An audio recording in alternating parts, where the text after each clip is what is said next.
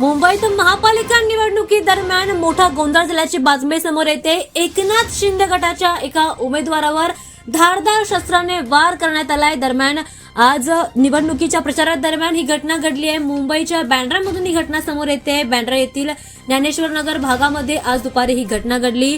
एकनाथ शिंदे यांचे उमेदवार हाजी सलीम कुरेशी यांच्यावर धारदार शस्त्राने वार करण्यात आलाय। संपूर्ण शहरामध्ये खळबळ उडाल्याची बातमी समोर येते। त्यांच्या पोटावर गंभीर दुखापत झाली असून त्यांना रुग्णालयामध्ये दाखल करण्यात आलं आहे। महात्मा गांधी रुग्णालयात त्यांच्यावर उपचार सुरू आहेत।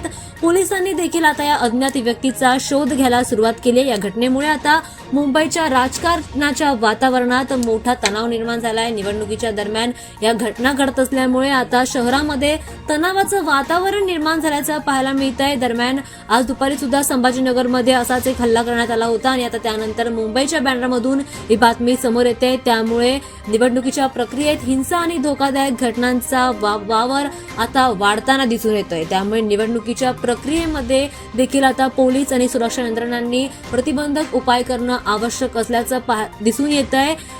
त्यानंतर आता एकनाथ शिंदे यांच्या उमेदवारासोबत ही घटना घडल्यानंतर मुंबईच्या निवडणुकीमध्ये निष्पक्षतेची आणि सुरक्षा सुनिश्चित करण्याविषयी प्रश्न निर्माण झालेला आहे।